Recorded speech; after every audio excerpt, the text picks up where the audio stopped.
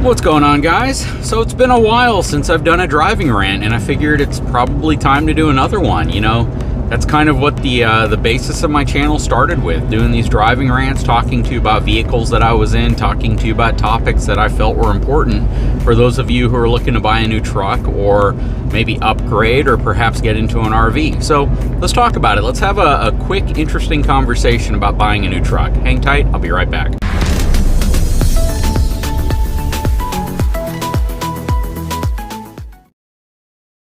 All right, so, you know, a lot of folks out there are asking me a lot of questions about trucks these days. And I think the reason why is because, well, you really can't go to a dealership lot and look at a lot, right? So there's a big lack of dealership availability, and I think we all know that. And then whatever's available on the dealership lot tends to be selling for way more than what most people feel it should be selling for. So nobody really wants to just go out and buy a truck. And a lot of folks are looking at the pre-owned market. And one of the questions that I've consistently been asked is, should I buy a used vehicle from a reputable dealership that has over 150,000 miles? Boy, that's a question that I would have instantly, first of all, been a little shocked by 3 or 4 years ago, because most dealerships sold off anything that was approaching 100,000 miles, at least if it was a new car dealership. But now you're starting to see all these new car dealerships that have no new cars, but are flooded with pre-owned vehicles that don't look very old. But then you start walking the dealership lot and looking at them, and many of them have well over 150,000 miles.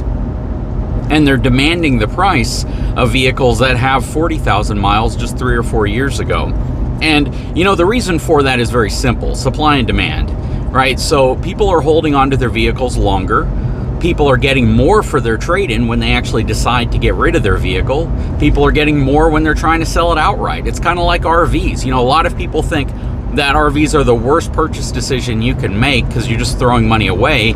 But a lot of people don't realize that in today's economy, you can have a 10-year-old RV and probably sell it for more than you paid for it 10 years ago, which is really amazing considering the fact that most people always thought of an RV as a depreciating asset that you'd never make your money back on, and that you were constantly losing by even owning. So again, you now have that capability of making so much more than you ever could have made in the past on both vehicles as well as RVs and a lot of other things.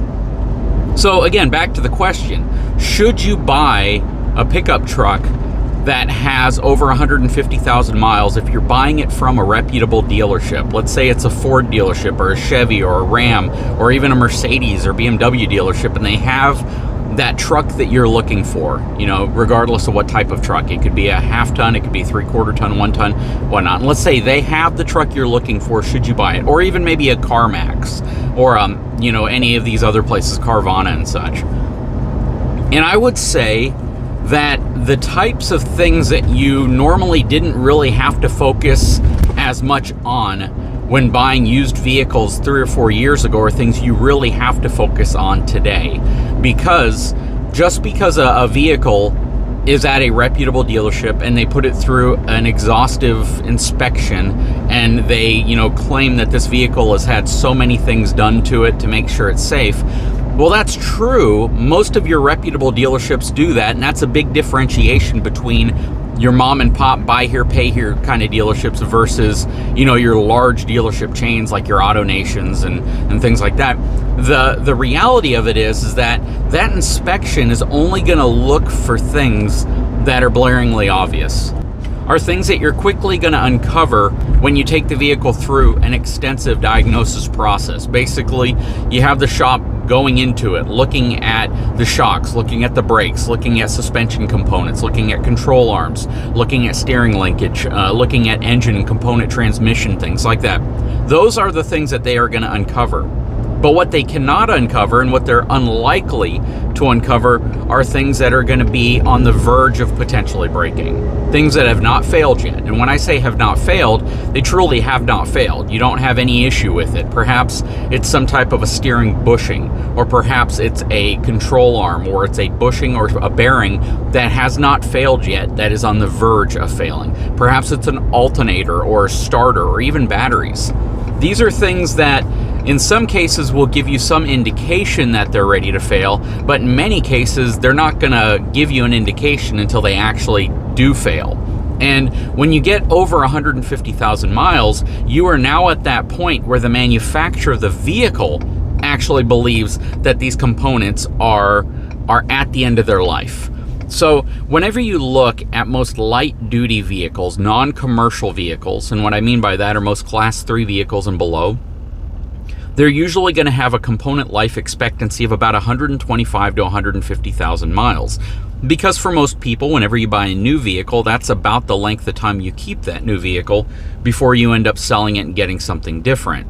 And the manufacturers realize that whenever you can make a vehicle as reliable as possible for the first owner of that vehicle, you really make that into a loyal customer. You make that person more likely to come back and buy another vehicle from you because they had a good experience with their first vehicle. And I believe that's partially some of the reason why you start to see a lot of these newer vehicles that are so dang reliable for the first 100,000 miles or so. Well, all that said, when you're buying a vehicle on a dealership lot, it's not a bad idea to get it inspected beyond what they've already done. And if they'll permit you to take the vehicle to another shop so you can pay for an inspection or even call out certain things that you think are important, I think that that's also a really good idea. I think it's also a good idea to potentially look into something that I really didn't care for much about in the past, and that is an extended warranty. Trying to find a way to make sure that that vehicle you're buying has some type of coverage beyond the manufacturer warranty, which is long since expired, and beyond some claim that the manufacturer is giving you that the vehicle is going to be reliable, that it's going to be a great vehicle and that you're not going to have any problems with it. So these are all reasons, and this is actually, part of my topic because I'm actually going to get my oil changed right now, but these are all reasons why you do have to be cautious when shopping for a new vehicle. You have to be cautious when that vehicle is not new, but it's new to you. And the bright, shiny outside of the vehicle is very alluring and it makes you really want that vehicle.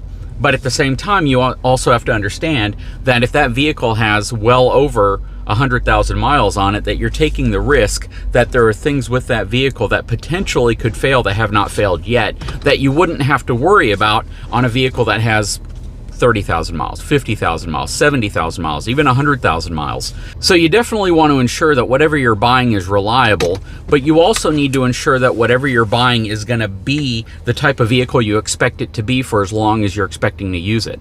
Now, this all equates to towing, very, very importantly, because anytime you plan on towing heavy for an extended period of time, you put more wear and tear on your vehicle. There's no doubt about that. You put more wear and tear on the drive components, the transmission, the engine, the brakes. Everything about your vehicle is amplified in terms of wear and tear when you're towing with a vehicle that's pre-owned or that's even brand new. That's why even on a brand new vehicle, they advise you not to tow with it or use it for heavy towing for at least 1,000 miles.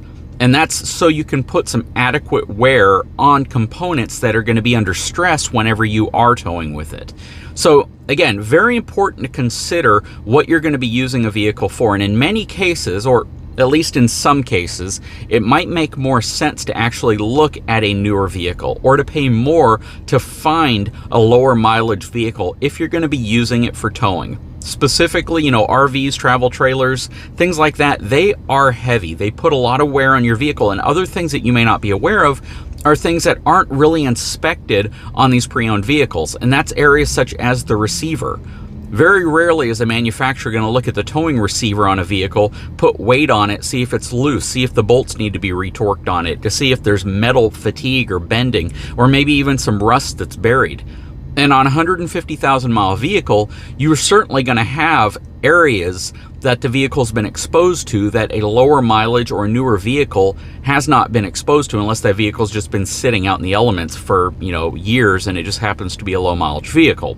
So again, the whole point of this video is to kind of guide you into understanding that you may come across some really interesting pre-owned vehicles. They may look absolutely gorgeous. They may be relatively new, maybe 2 or 3 years old, but they have well over 100,000 miles on them. And you're seeing so many more of these hit these dealership lots because your new dealership lots want to be able to sell vehicles that look relatively new, and they want to build that trust, which is a good thing.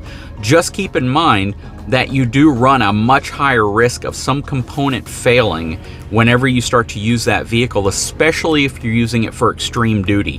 And a lot of people think extreme duty is off-road or excessive idling. No, extreme duty is using it slightly beyond what the manufacturer says you should use it for. And believe it or not, heavy towing in any degree is not considered normal duty. It's always going to be extreme duty because it's going to put extreme wear on components of your vehicle. So again, just a big topic. I really think this is an important one, and I'm going to touch more on this on other driving rants, maybe other topics at dealerships, because you do need to have a really clear understanding of some of these vehicles that you're starting to see on almost every new car dealership lot. And as reputable as the dealership may be, you are still buying a vehicle that has a lot of miles on it, and you truly are never going to know the true history of that vehicle unless you really dig in, or unless you get all the service records. And even then, all the service records may not lead you to the conclusion you're looking for. Anyways, guys, I sure hope you enjoyed this video. I'm going to get my my oil changed, my fuel filter changed. I got a buddy here who's absolutely awesome, Jordan. He always takes care of me here, and we're going to go ahead and get that knocked out. That way I can ensure that my truck's going to last as long as possible. Guys, if you haven't had a chance, please take a moment, subscribe to my channel, give me a thumbs up, and we'll talk to you again very soon.